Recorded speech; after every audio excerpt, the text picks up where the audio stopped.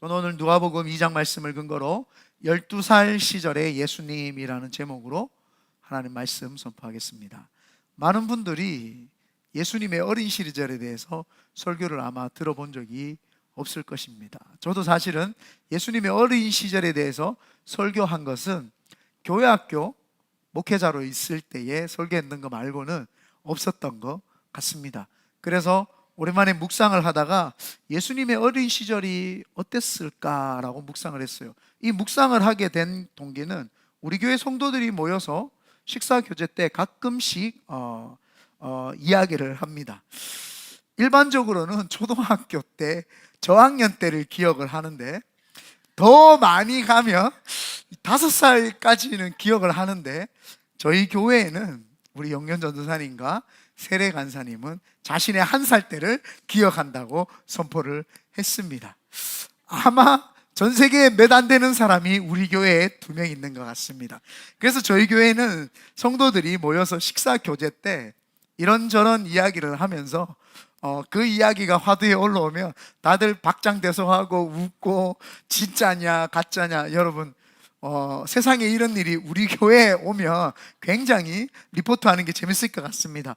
이게 과학적이냐 아니냐부터 해가지고 과학적인 논쟁하는 사람들이 출연을 해서 이건 과학적이다, 이건 과학적이지 않다, 뭐 비과학적이다, 막 논쟁이 붙으면서 이들의 그 경험과 또 부모님들을 인터뷰를 해서 진짜 이 어렸을 때 총명했습니까? 기억력이 있었습니까? 부터 해서 많은 것을 따지면은 되게 재밌을지 않겠나. 그래서 우리가 늘 교회 성도들이 모여서 그 식사 교제할 때 그 1살 때의 기억을 하는, 그 1살 때 자기가 일어났을 때의 기억을 했다. 놀라운 일이죠. 자각을 한 거예요. 내가 언제 일어났는지를 자각을 했다. 야, 놀라운 일인데 믿거나 말거나. 본인이 뭐 했다고 하는데 믿어야지요. 그리고 둘 다 주의 종들인데 믿어야지요. 이걸 안 믿으면 안 되잖아요. 그렇기 때문에 전 세계에서 몇 명 없는 그 사람들이 우리 교회에 2명 있다. 여러분 자부심 가지시길 바랍니다. 네. 그러면은 저 교회는 어떤 교회이길래 너무 신비주의로 빠졌다, 이렇게 또 오해할 수 있으니까 저는 6살 때까지, 7살 때까지밖에 기억 못합니다. 우리 교회는 신비적인 교회는 아닙니다. 네. 그래서 어쩌면 오해할 수 있죠. 그러니까 왜 오늘 이 이야기를 했느냐, 예수님께서는 언제 자신이 메시아, 하나님께 부름받았다는 것을 자각을 했을까? 이게 되게 제가 궁금했어요. 예수님이 쭉 살다가 30세 딱 돼가지고 나 오늘 이제 사역하러 갑니다, 이렇게 했을까? 뭐 성경에 기록이 없잖아요. 그러다 보니까 제가 누가복음에 포커스를 맞춰서 이걸 보게 되었습니다. 그래서 예수 그리스도의 어린 시절을 소개하는 내용의 성경은 4복음서 중에 누가복음밖에 없습니다. 마태, 마가, 요한복음은 예수님의 공생의 사역에 포커스가 맞춰져서 예수님의 메시아, 구속자 예수 그리스도, 구원자, 그래서 우리에게 구원해 주시고 우리의 주인 되시는 그 메시아의 포커스가 맞춰져서 예수님의 그 3년 반의 사역, 공생의 사역에 포커스가 맞춰져 있다면, 누가는 예수님의 메시아 되심, 하나님의 아들이심도 포커스가 맞춰져 있지만, 인자, 사람의 아들로 오신 그분에게도 포커스가 맞춰져 있더라는 겁니다. 그래서 이게 신학적으로 보면 온전한 신성과 온전한 인성 중에 그 인성에 포커스를 맞췄는데, 그 인성이 언제 신성과 이렇게 결합하는지 그 부분에 대해서 조금 소개를 하려고 했던 것 같습니다. 그래서 예수님의 12살의 시절의 이야기가 오늘 성경에 나옵니다. 그래서 이 누가복음을 통해서 예수님께서 하나님 앞에서 자신이 메시아로서 부르심을 받았다는 것이 자각하는 내용이 조금 나옵니다.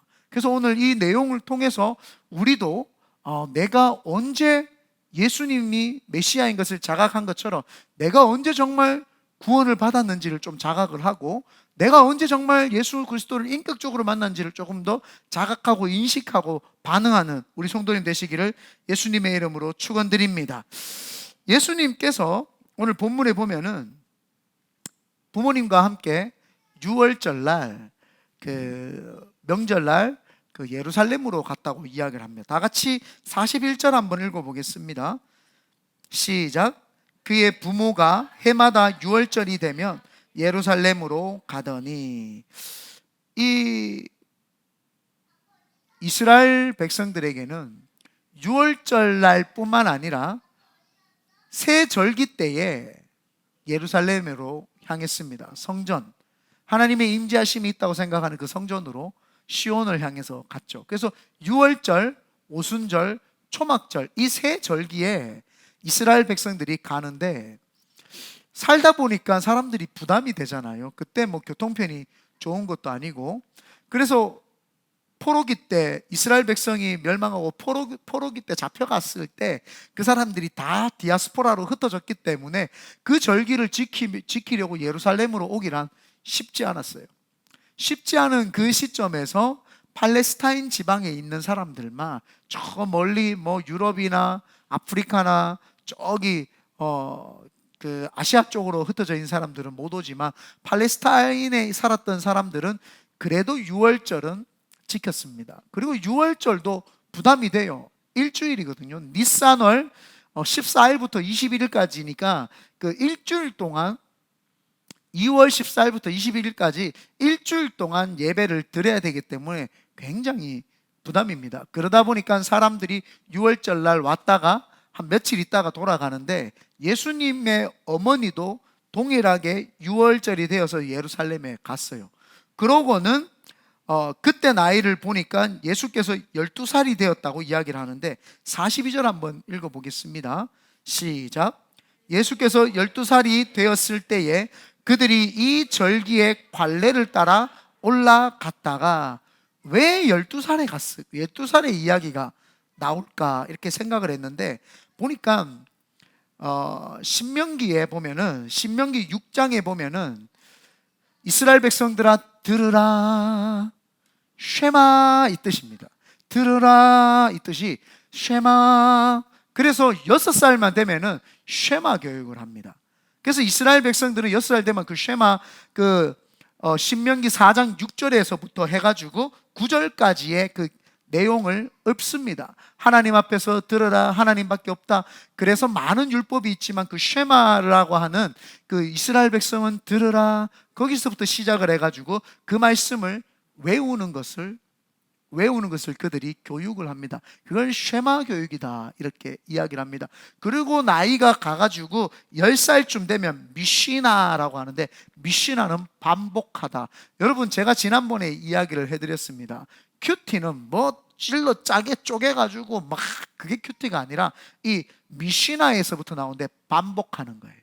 또 반복하고 또 반복하고 또 반복하는데, 장로들의 유전과 율법과 법과 질서와 윤리와 이런 것들, 성경에 있는 율법을, 토라에 적혀 있는, 모세오경에 적혀 있는 그 율법들을 달달달달 외우고 반복하고 반복하고 반복해서 내 삶의 근육으로 훈련을 시켜가지고 몸에 하는 거, 이게 미시나의 교육이죠. 10살쯤 되면은 미시나의 교육을 합니다. 그리고 조금 더 지나면은 13살 되면은 이스라엘 남자들은 율법의 아들이라고 하는 칭함을 받습니다. 그래서 그때부터는 랍비들과 함께 교육을 하고 1대1 교육할 뿐만 아니라 그 회당에 들어가서 교육을 받을 수가 있고 나누고 토론을 할 수가 있습니다. 그래서 율법의 아들들이 되는 게 13세죠. 그러니까 13세를 뭐가 자꾸 날파리가 못 잡았습니다. 네. 그래서 이 율법의 아들들이 되기 위해서는 이 13살, 그러니까 의식이 있는, 아까 말했던 자기 스스로가 생각을 하고 자각할 수 있는 나이를 13살쯤으로 인식을 했던 것 같습니다. 그래서 이 미시나도 지나고 쉐마도 지나가지고 이제 율법의 아들이라는 호칭을 받아가지고 이제 정식으로 나만 사랑하나 봐요. 죄송합니다. 그래서 이 율법의 아들들이라고 해서 이스라엘의 정식적인 이제 율법을 배우는 아들이라고 하는 표현을 쓰는데, 그게 되기 전에 한 1, 2년 전에 율법의 아들들이 되면은 이런 걸 해야 된다고 하면서 한 12살이나 11살이나 12살 때쯤 되면은 교육을 받습니다. 교육도 받고 어떻게 해야 된다라는 걸 이야기도 듣고 그런 나이쯤입니다. 그러니까 예수님이 율법의 아들이 되기 전에 12살 때에, 벌써 12살 때에 성전에 가서 예수님이 계셨다라는 것을 지금 소개하는 것은 이스라엘 사람들은 다 아는 거죠. 아, 예수님이 인격적으로 또 이성적으로 스스로가 자각할 수 있는 나이에 예수님은 벌써 자신이 메시아라는 것을 자각하고 있었던 거예요. 하나님의 부르심을 받았다라는 것을 죄송합니다. 이게 나한테만 오네. 아, 죄송합니다. 이 옷을 입고 그 이름 뭐죠? 수민이 동생이랑 고기 구워 먹었거든요. 페브리즈를 뿌렸는데도 냄새가 그래서 오나 봐요.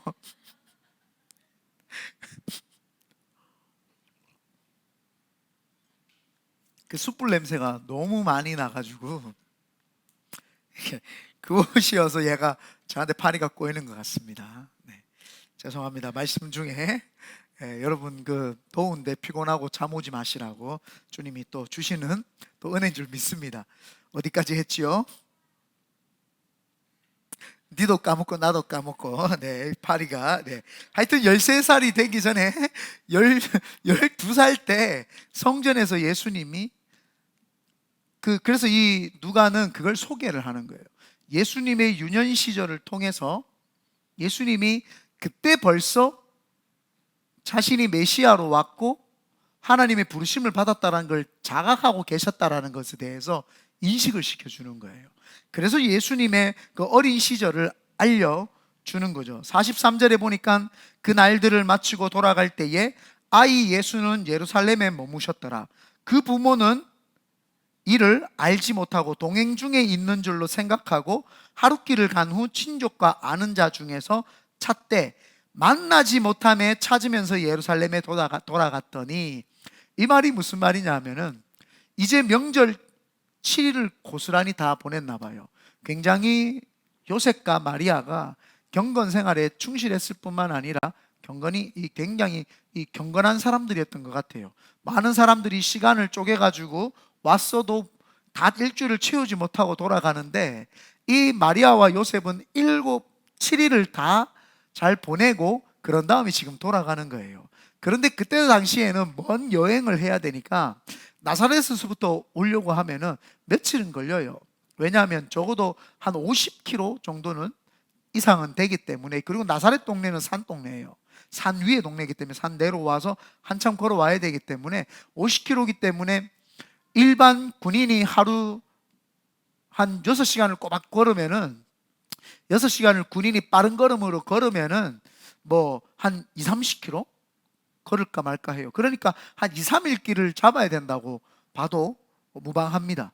그래서 예수님이 오는데 이때 당시에는 그 가족사회 또 집단사회다 보니까 마을 사람들이 전체가 같이 움직이는 거예요. 온 이스라엘 사람들이 다 움직이니까 마을 전체가 가자 그래서 와 인산인해를 이루고 가죠. 어렸을 때 여러분 기억나십니까? 저는 어렸을 때 대구시 서구 평리동에 살았어요. 그 평리동에 가면은 온 친척들이 그 근처에 살았어요. 그래서 비산동, 평리동 이렇게 해가지고 이렇게 같이 살았는데 명절만 되면은 그 외갓댁에 가면은 외갓집에 가면은 외삼촌이 계시죠. 부산에서 큰 이모가 오시고 그 비산동 내당동에 살았던 둘째 큰 이모가 오시고 그 다음에 하여튼 비산동인가 어디 살았던 또 셋째 이모가 오시고 그 다음에 저희 어머니하고 저희가 이제 가죠. 그러면 벌써 5명의 형제간이 모입니다. 그러면 자녀들이 꼭 2명씩 3명씩 낳았어요.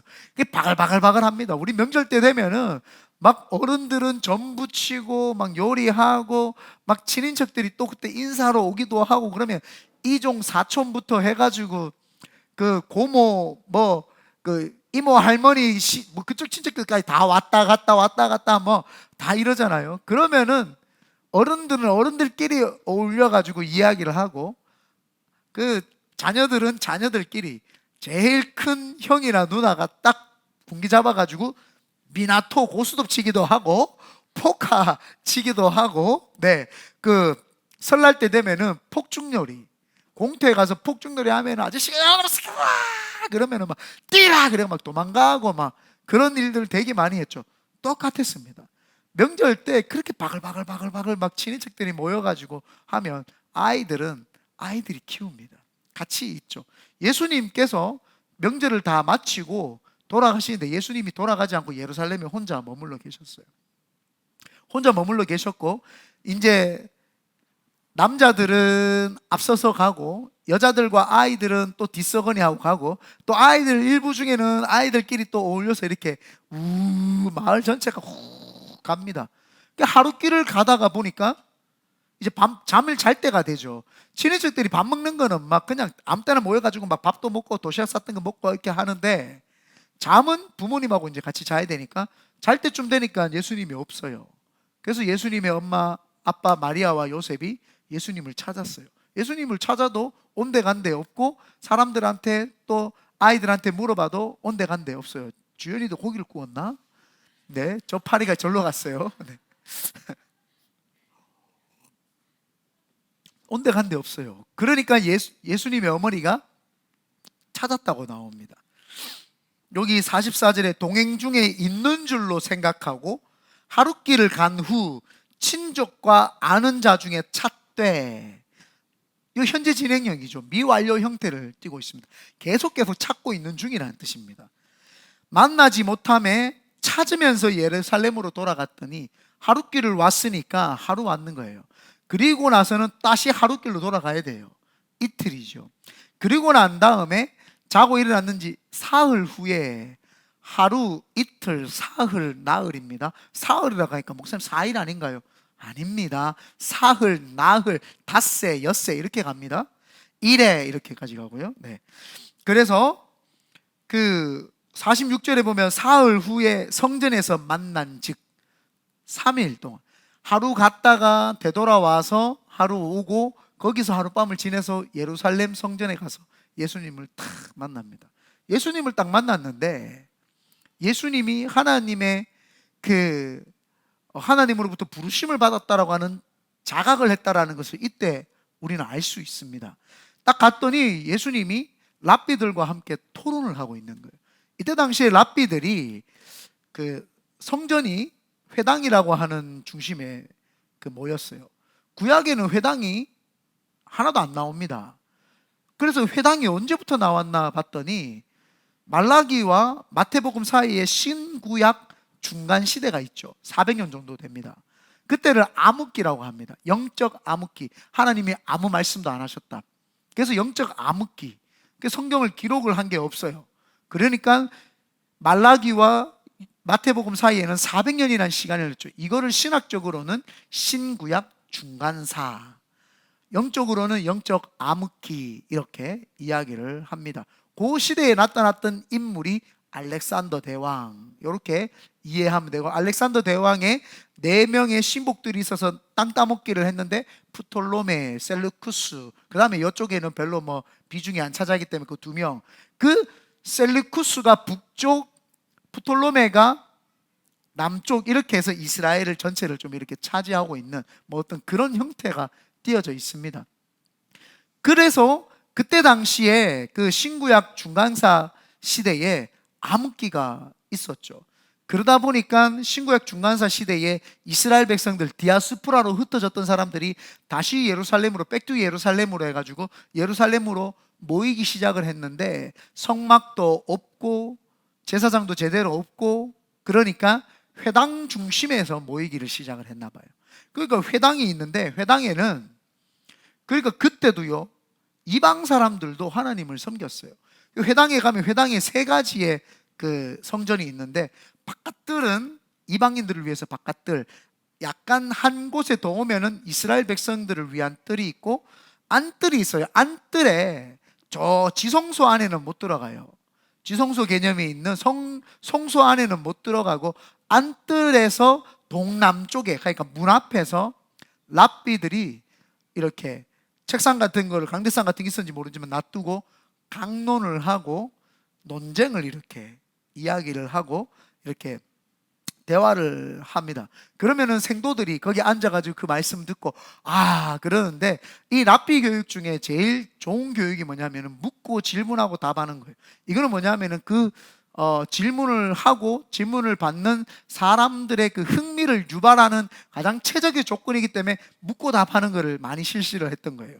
그때 예수님께서도 거기에 앉아가지고 랍비들의 이야기를 듣고 랍비들과 함께 주거니 받거니 하는데, 예수님의 신적인 은혜와 권위와 하나님으로부터 나오는 성령님으로부터 오는 조명하심과 역사하심이 있으니까 예수님이 말하는데 그 랍비들이 다 놀라는 거예요.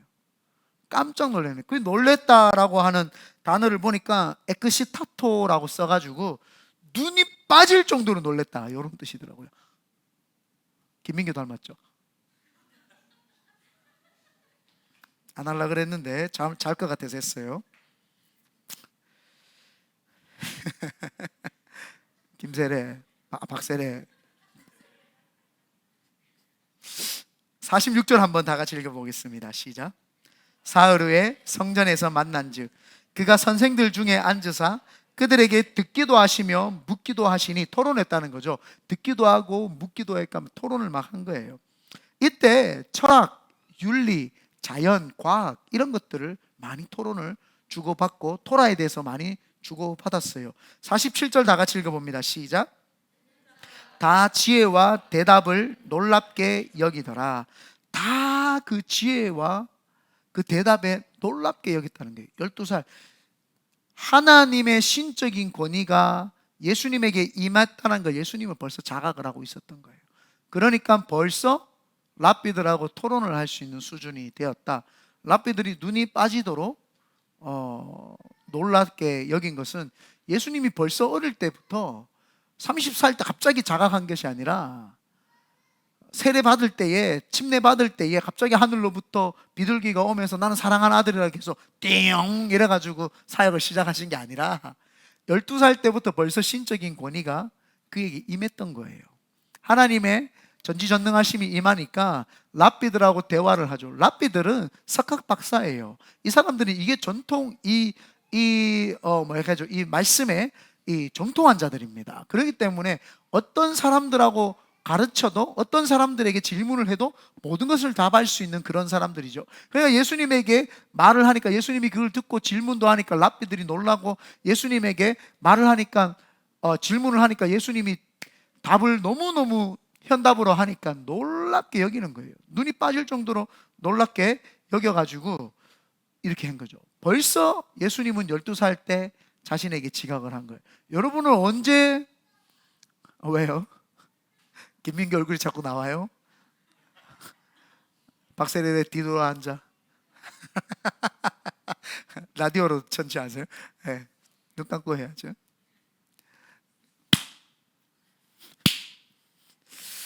이 파리가요. 네. 옷을 벗어야 되나? 그래서 우리도 생각을 해야 되는 것이, 언제쯤 내가 이성적인, 물론 1살 때 생각하신 분들도 계시지만 여기 두 분 이성적인 생각을 해서 주님을 정말 내가 인격적으로 생각을 하고 궁극적인 깊이 있는 생각을 해서 그분을 만났는지 우리가 깊이 생각을 해야 됩니다. 그래서 그 생각과 함께 늘 동행하면서 사는 삶이 무엇인가 우리는 늘 용해해야 되고 마음에 새겨야 됩니다. 그럴 때 정말 내 이성이 예수 그리스도와 함께 동행을 하고, 이성이 예수 그리스도와 함께 동행을 함으로써 우리 육신도 그 예수 그리스도와 동행하는 그 인격과 함께 같이 갈 수가 있죠. 그래서 내가 내 스스로를 자각을 하고, 내가 벌써 이성적인 그 판단이, 이성적인 사고가 예수님을 받아들일 수 있는 그 이성이 되었는지를 잘 생각을 해야 됩니다. 그럴 때 하나님의 놀라운 은혜가 우리 성도들에게 임할 줄 믿습니다. 그래서 예수님께서는 벌써 12살에 신적인 권위가 자기에게 있다라는 것을 지각을 하고 자각을 한 거예요. 그리고 48절부터 보니까 예수님의 부모님도 놀라는 거예요. 예수님의 부모님도 예수님의 그 메시아 되심에 대해서 띄엄띄엄 알았던 거예요. 항상 자기의 자녀이고 가르쳤던 자녀인데 그 자녀가 랍비들과 대화하는 모습을 보니까 놀란 거예요. 부모님도 지금 놀랐어요. 그리고 부모님이 놀라가지고 놀란 가슴을 조금 앉히면서 예수님에게 약간 책망하듯이 말을 합니다. 아이야, 네가 왜 여기 있느냐? 너를 한참 찾았지 않냐? 조금 짜증 섞인 말로, 좀 딱 이야기를 한 거예요. 그랬더니 예수님께서 이야기를 합니다. 어머니, 내가 아버지의 집에 있어야 할 줄 알지 못합니까? 라고 묻습니다. 48절입니다. 다 같이 한번 읽어보겠습니다. 시작. 그의 부모가 보고 놀라며 그의 어머니는 이르되 아이야, 어찌하여 우리에게 이렇게 하였느냐? 보라, 내가 아버지와 내가 근심하여 너를 찾았노라. 예수께서 이르시되, 다 같이요, 어찌하여 나를 찾으셨나이까? 내가 내 아버지 집에 있어야 될 줄을 알지 못하셨나이까? 하시니. 여러분, 어린아이를 이야기를 할 때 성경에서는 아이, 파이디온이라는 단어를 썼어요. 그 어린아이. 그래서 아주 그냥 태어나서 몇 개월 되지 않는 2세부터 한 2달째부터 한 대여섯 살까지의 아이를 어린아이들, 자각이 스스로 이성이 발달하지 않는, 두 분은 계시지만 발달하지 않는 그런 아이들에게 파이디온이라고 하는 그 이야기로 아이라고 이렇게 이야기를 하죠. 그래서 한국에 보면 파이디온 선교회가 있습니다. 아이들을 위해서 찬양도 만들고 하는 그 팀들이 있는데 옛날에 상당히 유명했는데 요즘에도 계속 교회 학교에서 쓰는지는 잘 모르겠습니다만 그런 팀들이 있었어요. 그런데 여기서 말하는 아이는 파이디온이 아니라 파이스. 파이스는 이성적인 사고가 있는 청소년에게 쓰는 단어죠. 예수님에게 말하는 그 아이야라고 하는 거는 그 청소년에게 쓰는 파이스라는 단어를 씁니다. 그래서 이 파이스라고 하는 단어는 예수님이 7일 동안 예루살렘에 있다가 7일 끝나고 난 후에 집으로 돌아가야 될지를 몰라서 거기에 있었던 것이 아니라 이성적으로 벌써 다 알고 있는 거예요. 아, 일주일 끝나면 이제 집으로 돌아가야 되는구나. 그래서 예수님이 이성적인 사고를 가지고 여기 성전에 있는 거죠.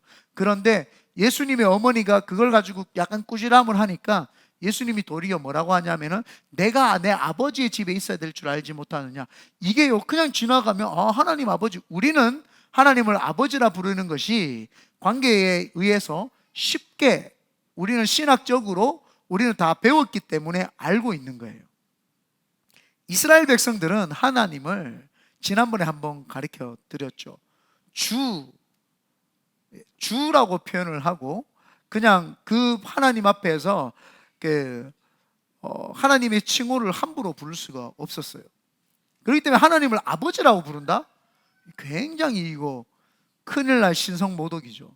그냥 하나님이시고 야훼시고 엘로힘이시며 그분은 우리가 함부로 입에 거론할 수 없는 그런 존재입니다. 근데 예수님이 내가 아버지의 집에 있어야 될 줄 알지 못하느냐, 이 말은 자신이 하나님으로부터 온 하나님의 아들이라고 하는 것을 자각을 하고 있었어요. 그래서 자기가 하나님의 아들이고 내가 하나님의 아들로서 이 땅에 인자로서 온 것에 대해서 정확하게 한 거예요. 그 인자라고 하는 말은 메시아이면서도 사람으로 오신, 그래서 에스겔이나 여러 구약에서 그 이야기를 했던 그 인자가 바로 예수 그리스도를 이야기를 하는 거죠. 그 인자라고 하는 것은 메시아이지만 그리스도이시지만 사람으로 오셨다. 그래서 그걸 인자라고. 그래서 누가는 그게 포커스가 맞춰져 있었던 거예요. 예수님이 언제부터 인자로서의 사역을 하셨고 언제부터 신성이 있었던 그 자각을 하셨을까?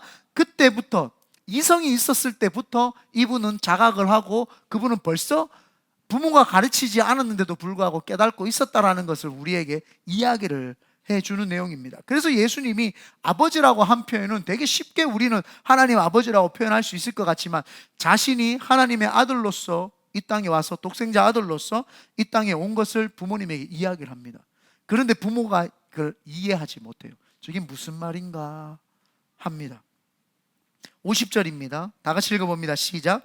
그 부모가 그가 하신 말씀을 깨달지 못하더라. 그런데 51절에 예수님께서 부모님과 함께 다시 이제 나사렛으로 돌아갑니다. 나사렛으로 돌아가서는 예수님이 그 부모님의 말씀에 다시 순종을 하면서 그 순종의 모습으로 이제 다시 살아가죠.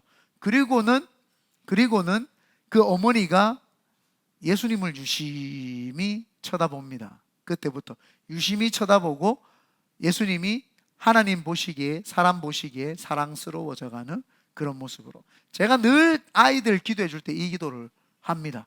하나님 보시기에, 사람 보시기에 사랑스러워져가는 아이로 하나님 자라게 해주십시오 라고 이야기를 합니다. 그래서 그 예수님이 어린 12살 때 나이에 이렇게 우리에게 이제 본인이 자각했음을 이제 성경을 통해서 알려주죠. 그런데 중요한 구절이 나오는데 51절에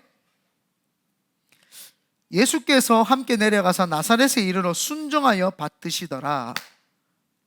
순종하여 받드시더라. 그 어머니는 이 모든 말을 마음에 두니라. 예수님이 신성으로 오셨지만 인성으로서 그 부모님에게 해야 될 도리는 다 했다라는 거예요. 순종했다라는 거예요. 그리고는 그 어머니도 예수님을 함부로 생각하지 않고 마음에 두었더라. 이 말은 그냥 마음에 이걸 품었다 이 말이 아니라 마음에 두면서 현재 진행형, 이것도 미완료형이더라고요. 계속 이 행동하는 걸 계속 지켜보는 거예요. 이렇게 행동하고 저렇게 행동하고 이렇게 하는 거 마리아가 계속 지켜보고 부모님들이 계속 지켜보는 거예요. 우리가 자녀들을 볼 때 자녀를 띄엄띄엄 봐서는 안 돼요. 내 자녀라고 내 거라고 해서 내 마음대로 컨트롤하고 좌지우지하려고 하면 안 됩니다. 자녀는 하나님이 우리에게 맡겨주신 하나의 선물이고 우리가 내리사랑을 할 수 있는 하나님 마음을 이해하기 위해서 자녀가 우리한테 보내준 거예요. 부모가요, 자녀가 없으면 하나님이 나를 사랑하는 것을 이해를 못해요. 하나님이 나를 어떻게 사랑할까? 이해를 할 수 없는 거예요. 근데 내가 내 자녀를 보니까 너무 사랑스럽거든요. 눈에 넣어도 안 들어가는데 이쁘거든요. 웃어야 되는 포인트인데. 네. 눈에 넣어도 안 아프다. 안 아프기는요 안 들어가는데 눈에 넣어도 안 들어가요. 눈에 넣어도 안 아플 만한 그 자녀를 이렇게 보고 있으면은요 얼마나 이 가슴이 막 설레고 이 아이가 보면은요 너무 사랑스러워요. 막 물고 빨고 내 새끼도 아닌데 아이니 보면은요 얼마나 막 지 빨고 막 깨물어 버리고 싶은지 막 너무 이뻐요. 애가 마음이 선하다는 거죠. 아이를 사랑한다는 거는 깨알 자랑. 네. 그럼 막 이제 좀 있으면 이제 서로 애기 남자 나오고 이제 승현 전사 애기 여자애 나오면 야, 예. 얼마나 귀엽겠어요. 네. 이렇게 둘이 딱 안고 제가 사진 한 번 찍어주세요. 이렇게 딱 안아가지고 이렇게. 그 아름다운 그 아기 그거 무슨 이야기 하려고 그랬지? 까먹었어요 갑자기. 예. 예? 예. 하여튼 그 사랑스럽잖아요. 까먹었어요 지금. 이거 되게 중요한 내용인데. 네. 그래서 그 아이들을 이렇게 보면 너무 사랑스럽거든요. 예. 그 아이들 보면 너무 사랑스럽거든요. 그러면서 그 아이를 보면서 거울이 되어가지고 하나님이 나를 이렇게 사랑하시는구나. 그게 느껴져야 되는 거예요. 지금 그 어머니는 예수님을 자세히 보는 거예요. 이제는 예수님이 내 자식이 아니라는 것을 인식하는 시간이 돌아오는 거예요. 12살 지나서 이 아이가 하나님의 성전에서 그전에는 내 마음대로 컨트롤했던 거예요. 너 일로 가라 하면 가야 되고 내 마음대로 막 요리하고 컨트롤하려고 했었는데 예수님이 딱 이제 이성이 딱 돌아와서 예수님이 하나님의 자녀라는 것을 스스로 지금 자각을 하고 인식을 하고 있는 것을 딱 보면서 예수님의 말 딱 들어보니까 이거는 하나님이 지금 신적 권위가 임했고 예수님에게 이제 하나님의 자녀라는 지각이 딱 있으니까 이 마리아도 정신이 번쩍 든 거예요. 맞다. 성령으로 잉태된 이분이 예수, 우리 백성을 구원할 분이시지라면서 자각을 하게 된 거예요. 우리도 자녀들 돌볼 때 내 마음대로 컨트롤하려고 하지 마세요. 그러면 그 자녀들이 힘들어요. 부모에게 순종을 하는 것은 이제 이성이 왔을 때는 스스로가 순종을 하는 거지 내한테 굴복하라 이렇게 하라고 순종되는 게 아니에요. 그래서 어긋나면은 어긋나는 길로 똑바로 해야 되지만 자각을 했고 그 사람이 하나님으로부터 비전을 받아서 하나님으로 충만하다 그게 눈에 딱 보이면은 그때부터는 유심히 하나님이 어떻게 내 자녀를 만지고 가실까를 유심히 지켜봐야 되는 거예요. 막 내 자녀가 막 불안해, 내가 막 컨트롤하려고 하지 마세요. 그러면은 시험에 드는 거예요. 그때 시험에 드는 거예요. 믿는 도끼에 발등 지키는 거예요. 저 자녀를 내가 내 거에 하면은 발빡 지키고 나면 아프죠. 남의 자식이 배신하면 하나도 안 아파요. 남의 자식이 옆집 아들이 맨날 내보면 안녕하세요 아저씨 안녕하세요 하다가 다음날 봤더니 사춘기가 와가 중2병 걸려가 인사를 안 해. 인사를 안 해. 오랜만이다. 안녕하세요. 안녕하세요. 이러고 막 가. 상처 받아요, 안 받아요? 안 받아요. 내 자식이 아니기 때문에. 근데 내 자식이요, 중2병에 걸려 문 잠그고 그때부터 막 사춘기 와가지고 네 마음대로 내 마음대로 해보세요. 와, 이걸 막 때려 팰 수도 없고 이거 어떡하겠어요? 그러니까 미리 하나님께 내어 맡기세요. 내어 맡기면 하나님이 그 자녀를 만지기 시작합니다. 그래서 예수님께서 여기 예수님의 어머니 마리아가 어머니는 이 모든 말을 마음에 두니라, 이거는 막 꿈을 꿨다 이 개념이 아니라 현재 진행형 계속 유심히 보는 거예요. 하나님이 이 사람을 이렇게 길러가는구나, 하나님이 예수님을 이렇게 가시는구나, 그걸 계속 본 거예요. 그리고 나서 예수님이 30살 때 사역을 시작할 때 되니까 마리아가 어떻게 돼요? 데리고 와서 혼인잔치에서 이거를 물이 변하여 포도주가 되게끔 하는 역사를 하는 거예요. 계속 유심히 봤던 거예요. 언제지? 그때가 언제지? 우리 자녀들을 볼 때에 마음에 두었더라, 그렇게 봐야 돼요. 지금 아이니가 뭐 철부지없이 막 소리 지르고, 지금 제가 큐티하면 큰일 납니다. 큰일 나요. 바로 설교를 시켜야 됩니다. 그러면 쟤는 그냥 소리 지르고 정신없는 거, 그게 지 역할이에요. 근데 동훈이하고 이래 보세요. 이제 쟤 돌보고 막 이러잖아요. 이제 아이니가 이제 그 애 둘 나오면 이제 어머 막 이렇게 귀여워가지고 이제 지도 이제, 그래서 우리가 애기 둘이 나오면 아이니도 신경 써줘야 돼요. 지 온 사랑을 받다가 여러분 애 둘이 나오면 우리가 얼마나 그 애들이 또 귀했겠어요? 그러면 저 아이니 또 상처 받는다고, 삐딱선을 탄다고요. 미운 4살이 돼가지고 막 야, 우리 얼마나 힘들겠어요. 그러니까 그때 아기들한테 가기 전에 먼저 아이나 이쁘다 이쁘다 해주고, 아기들 보고 이쁘다 이렇게 해줘야지 아이니가 자기도 사랑을 받고 지도 아이한테는 이쁘다 이렇게 해줘야 되는구나 하는데, 아이한테 먼저 이쁘다 해주면 아이니가 삐져가지고 우리 안 볼 때 아이 얼굴 막 이렇게 한다니까요. 에? 우리 동훈이가 이래 얼굴을 막 누르더라고요. 어느 날 왜 그러나 봤더니 막 이렇게 막 누르고 장난감 이렇게 주는 척하면서 밀어보고 얼굴에다가 그러더라고요. 제가 태어났을 때 우리 누나가 태어나자마자 얼굴을 확 까르폈다고 이야기하더라고요. 예. 그러니까 아이들이 시샘을 한다 이 말이에요.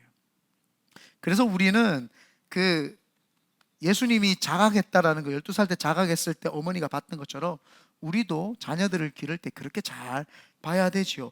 그런데 예수는 52절입니다. 다시 한번 읽어보겠습니다. 시작. 예수는 지혜와 키가 자라며 하나님과 사람에게 더욱 사랑스러워 가시니라. 자, 여기에서 두 가지 빼먹으면 안 됩니다. 예수는 지혜와 키가 자라가며 하나님과 사람에게, 이게 뭐예요? 메시아로서 하나님과 메시아로서의 역할과 사람 인자로서의 역할, 신성과 완전한 신성과 완전한 인성 고루고루 균형 잡히게 이렇게 자랐다 이 말입니다. 우리가 신앙생활 할 때 균형이 얼마나 중요한지 모릅니다. 한쪽으로 치우치는 사람은 치우치면 신앙에서 건강하지 못합니다. 그래서 때로는 신앙이 신앙적으로 목숨 걸고 살아야 되고, 때로는 복음을 들고 밖에 나가서 살아야 될 때도 있고, 이게 신앙이 조화를 이루어야 되죠. 그래서 지정의, 제가 누누이 몇 번 이야기를 하는 것이, 그걸 까먹어버리고 인식 못하면은 이 신앙생활하는 게 밸런스가 깨집니다. 그래서 제가 이야기했죠. 책 한 권 읽은 사람이 제일 무섭다고. 이 밸런스가 없는 거예요. 책 한 권을 읽으면 그 한 사람의 생각이 우리 인생을 좌지우지하잖아요. 그러니까 모든 것들을 많이 섭렵해서 객관적으로 보는 것이 굉장히 중요합니다. 그래서 신성과 인성으로 균형 있게 하나님의 아들이시면서 인자로서 조화롭게 균형을 이루어가는, 그래서 성장해 나가셨음을 우리에게 누가는 이야기를 합니다. 결론을 맺겠습니다. 12살 시절의 예수님, 그 예수님은 이제 비전과 사명을 자각을 했고, 이제 하나님께 이끌림 받아야 되겠다라는 것을 자각을 했고, 그래서 하나님이 원하는 삶을 살아가면서 균형 있게 살았습니다. 우리 큰비도내 교회 성도님들도 내가 이제 비전의 삶을 위해서 자각하시기를 바라고, 그래서 예수 그리스도께 그 비전의 삶을 이루기 위해서 성령님과 함께 잘 이끌림 바 되어서 정말 균형 있는 신앙생활을 통해서 하나님께 영광 올려드리시기를 예수님의 이름으로 축원드립니다. 아멘. 우리 찬양하고 합심해서 기도하겠습니다.